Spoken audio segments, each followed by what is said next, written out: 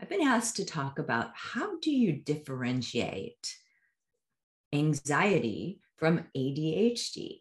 Sometimes people think they have ADHD, but they really have anxiety. And they can be confused because when you have anxiety, sometimes it is very hard to focus and concentrate. Sometimes you're worrying so much about things that you're not very present, or your brain is almost kind of scrambled and it's difficult to pay attention to what's in front of you. It's difficult to be present. And so the way that you can sometimes differentiate between the two is to work with supplements that are traditionally helpful for anxiety. So for example, lavender or L-theanine, which is two amino acids hooked together that can lead to a calm but alert feeling. So for example, L-theanine can very much help someone with anxiety ground, become present, and be able to focus and concentrate.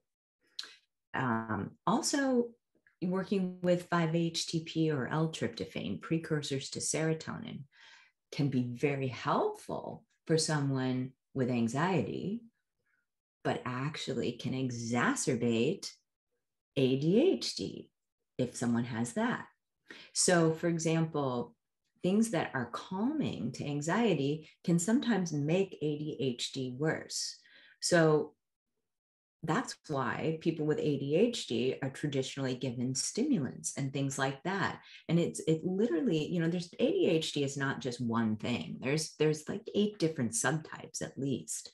And they're all treated slightly differently, but on the whole, there's some level of stimulation that's needed to almost wake the brain back up and the parts of the brain that are required for focus and concentration. Now, it is possible for someone to have a little bit of both. Certainly not being able to focus can create a lot of anxiety for people. Let's say they're in a situation where they're really being asked to perform cognitively and they can't, and so they're anxious about it. So sometimes, paradoxically, giving someone a stimulant which would exacerbate pure anxiety in someone with only anxiety will actually calm a person with ADHD down. And there are natural stimulants that you can try. So for example, L-tyrosine. L-tyrosine is a precursor, amino acid precursor to norepinephrine and dopamine. And I have used it successfully in many people with mild cases of ADHD, particularly when combined with B vitamin cofactors like B6 or pyridoxal 5-phosphate. Also, coffee is an amazing help for people with ADHD, and caffeine. There are times, however, even as a naturally oriented physician, where I am not fully against medications for ADHD, but I think that there are alternatives that absolutely need to be tried first. So that would be an absolute last resort. One thing on the market right now that is working extraordinarily well for mild to moderate cases of ADHD are the focus patches that are produced and marketed by a company called Vibrance. So if they're not out yet, they're going to be out any day.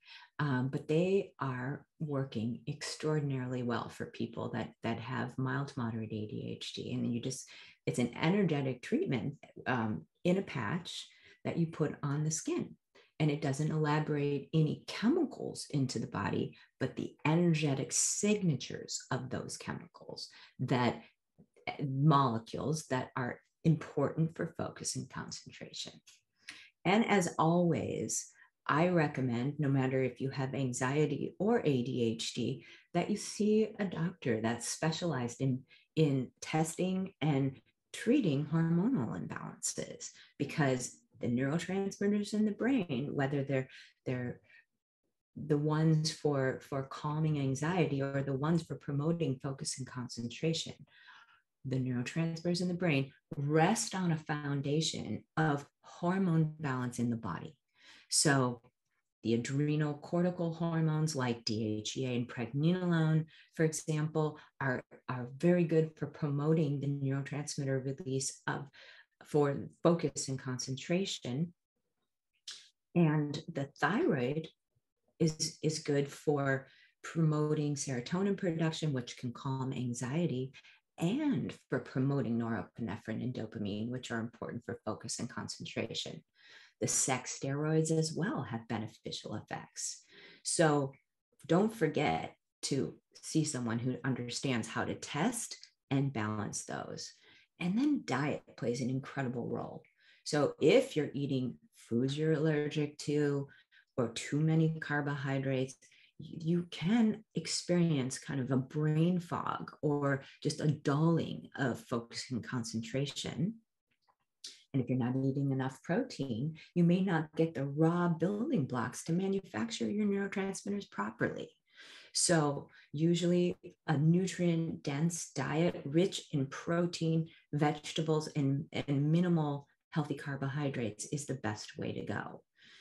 And then, of course, energetics are important. And what I mean by that are your energetic maintenance in your biofield.